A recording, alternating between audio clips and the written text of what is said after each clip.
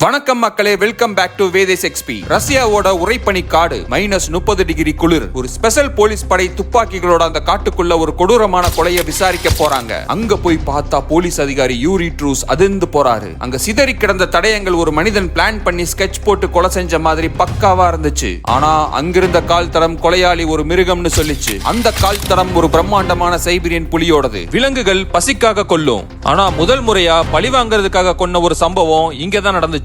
வரலாற்றுல திகிலூட்டும் உண்மை சம்பவங்களை தெரிஞ்சுக்க வேதேஸ் எக்ஸ்பி சேனலை சப்ஸ்கிரைப் பண்ணிக்கோங்க. 1997 சோவியத் யூனியன் உடைஞ்ச அந்த காலகட்டம். மக்கள் சாப்பாட்டுக்கே கஷ்டப்படுற நேரம். விளாடிமிர் மார்க்கோ அப்படிங்கிற ஒரு வேட்டைக்காரன் தன்னோட வறுமையை போக்க அந்த ஆபத்தான ரஷ்ய காட்டுக்குள்ள சட்டவிரோதமா வேட்டையாட போறான். எங்க பார்த்தாலும் வெள்ளை நிறத்துல பனி படர்ந்து கிடக்குது. அங்க இருந்து அமைதியை கிழிச்சுக்கிட்டு திடீர்னு ஒரு சத்தம் கேட்குது.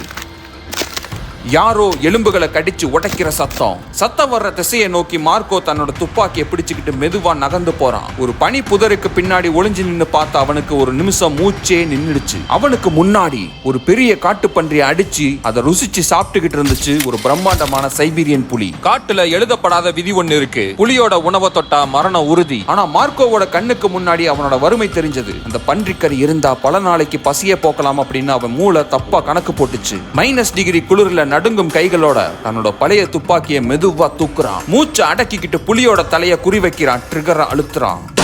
காடே அதிர்ற மாதிரி ஒரு சத்தம். ஆனா அவனோட கை நடுக்கத்துல அவன் சுட்ட குண்டு புலியோட தலையில படல. புலியோட உடம்புல உரசி பலத்த காயத்தை மட்டும் தான் ஏற்படுத்திச்சு. வலி தாங்க முடியாம மார்க்கோவை திரும்பி பார்த்து ஒரு பயங்கரமான கர்ஜனை பண்ண அந்த புலி அவனை தாக்காம ரத்தம் சொட்ட சொட்ட அப்படியே அந்த வெள்ளை பனி காட்டுக்குள்ள தப்பிச்சு ஓடிடுச்சு. மார்க்கோ நினைச்சான், அப்பாடா நமக்கு பசிக்கு உணவும் கிடைச்சிருச்சு, புலிகிட்ட இருந்து தப்பிச்சிட்டோம் அப்படின்னு. ஆனா அவனுக்கு அப்ப தெரியாது, அவன் ஒரு மிருகத்தை சுடல, உறங்கிக்கிட்டு இருந்த தன்னோட மரணத்தையே தட்டி எழுப்பியிருக்கான் அப்படின்னு. மார்க்கோ திருடன் அந்த பன்றிக்கறியை தோல்ல தூக்கிட்டு பனிக்காட்டுக்குள்ள நடந்து போயிட்டு இருக்கான். அவன் தூக்கிட்டு போற அந்த பன்றியில இருந்து சொட்டுன ரத்தம் அந்த வெள்ளை பனியில பல கிலோமீட்டருக்கு ஒரு சிவப்பான பாதையை வரைஞ்சுகிட்டே போச்சு. Blood trial. இன்னொரு பக்கம் காட்டுக்குள்ள தப்பிச்சு ஓடுன அந்த புலி அடுத்த இரையை தேடி போகல, தன்னை யாரு சுட்டானோ அவனையே இரையாக்க நினைச்சது. உடம்புல குண்டு பாஞ்ச வலி, தான் கண்ணு முன்னாடியே தன்னோட சாப்பாட்டை திருடிட்டு போன அந்த மனுஷனோட வாசனை, அதாவது சென்ட். ஒவ்வொரு மனுஷனுக்கும் தனித்துவமான சென்ட் இருக்கும். அதை வச்சுதான் போலீஸ்காரங்க யார் குற்றவாளி அப்படின்னு மோப்ப நாயை வச்சு கண்டுபிடிக்கிறாங்க. அந்த பன்றிக்கறியில இருந்து சொட்டுன ரத்தத்தோட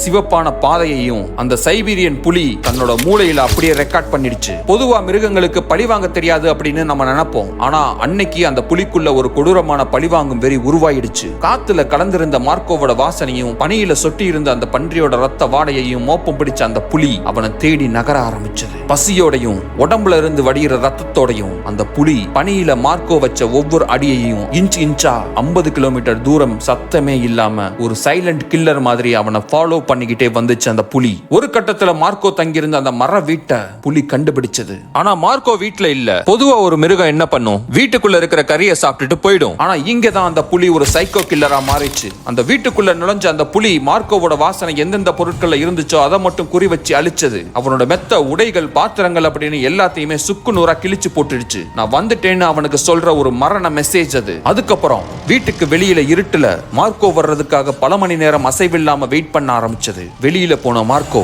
மாலை நேரத்துக்கு வீட்டுக்கு வந்தான். கதவை திறக்க போன அந்த அடுத்த செகண்ட் பனிக்கு அடியில இருந்து சுமார் 10 அடி நீளமும் 250 கிலோ எடையுள்ள அந்த பிரம்மாண்டமான புலி மார்க்கோ மேல பாஞ்சது. மார்க்கோவால அந்த நேரத்துல தன்னோட துப்பாக்கியை எடுத்துக்க முடியல. அவனை கொடூரமா கொன்னு காட்டுக்குள்ள இழுத்துட்டு போச்சு அந்த புலி. அந்த புலி அவனை அணுவா ரசிச்சு கொன்னு ருசிச்சு சாப்பிட்டது. 2-3 நாளைக்கு அப்புறம் மார்க்கோ காணாம போனதால ஊர்க்காரங்க போலீஸுக்கு தகவல் தெரிவிச்சாங்க. அவரை தேடி வந்த வனத்துறை அதிகாரி தான் யூரி ட்ரூஸ்.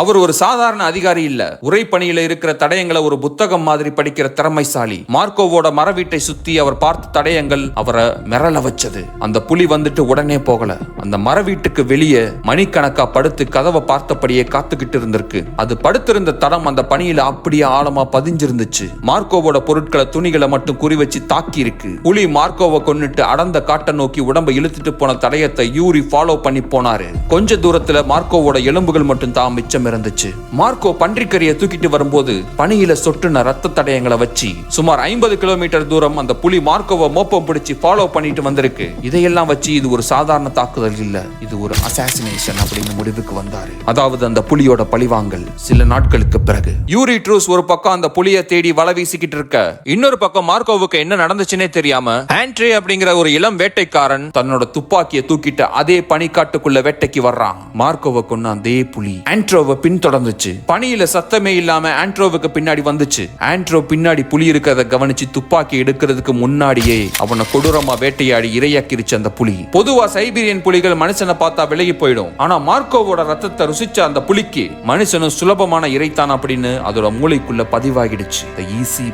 பழி வாங்குறதுக்காக வந்த புலி இப்ப மனித ரத்தத்துக்கு அடிமையான ஒரு மேன் ஈட்டரா, அதாவது நரமாமிசம் சாப்பிடுற ஒரு மிருகமா மாறிடுச்சு. இதை இப்படியே விட்டா அந்த காட்டுப்பகுதியில் இருக்கிற மொத்த மக்களுக்கும் பிரச்சனை தான். அதிகாரி யூரி ட்ரூஸ் தன்னோட கமாண்டோ டீமோட துப்பாக்கிகளை லோட் பண்ணிக்கிட்டு அந்த -30 டிகிரி உரைப்பனி காட்டுக்குள்ள இறங்குறாரு. ரொம்ப அடர்ந்த காட்டுப்பகுதி. பனியில பதிஞ்சிருந்த அந்த புலியோட கால் தடங்களை வச்சு ஃபாலோ பண்ணிக்கிட்டே போறாங்க. ஒரு கட்டத்துல அந்த புலியோட கால் தடம் திடீர்னு ஒரு இடத்துல அப்படியே நிக்குது. முன்னாடியும் போகல, பின்னாடியும் போகல. யூரி ட்ரூஸுக்கு தூக்கி வாரி போட்டுச்சு. கால் தடம் நின்னுருச்சுன்னா அந்த புலி எங்கேயும் ஓடல. இந்த இடத்துல தான் அவங்கள சுத்தி எங்கேயோ மறைஞ்சிருக்கு. நாம புலியை வேட்டையாட வரல, அந்த புலி நம்மள வேட்டையாட காத்துக்கிட்டு இருக்கு அப்படிங்கிற உண்மை அவங்களுக்கு புரிஞ்சது. கிரிஞ்சுன்னு ஒரு சத்தம். எல்லோரும் துப்பாக்கி அந்த பக்கம் திருப்புறாங்க. அடுத்த செகண்ட் காட்ட பழக்கிற மாதிரி பயங்கரமான ஒரு கர்ஜனை. பொதுவா ஒரு சைபீரியன் புலி பக்கத்துல நின்னு கர்ஜிச்சா அதுல இருந்து வர்ற சவுண்ட் வேவ்ஸ், அதாவது இன்ஃப்ரா சவுண்ட், மனுஷனோட நரம்புகளையே சில நொடிகள் முடக்கிடும், பேரலைஸ் ஆக்கிடும். அந்த டீம் ஒரு செகண்ட் அப்படியே உறைஞ்சு போய் நிக்கிறாங்க. பனிப்புதர கிழிச்சுக்கிட்டு 10 அடி நீளம் 250 கிலோ எடையுள்ள அந்த பிரம்மாண்டமான கொலைவெறி பிடிச்ச புலி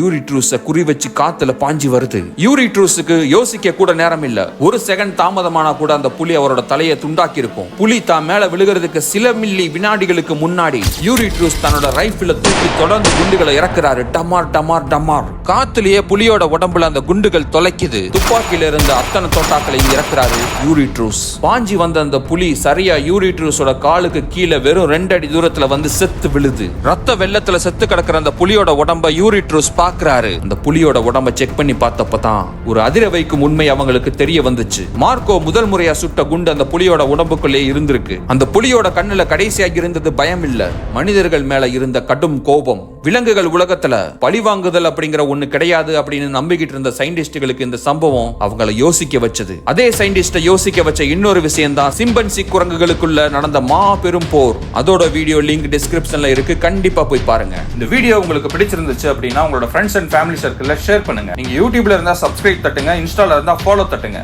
தேங்க்யூ.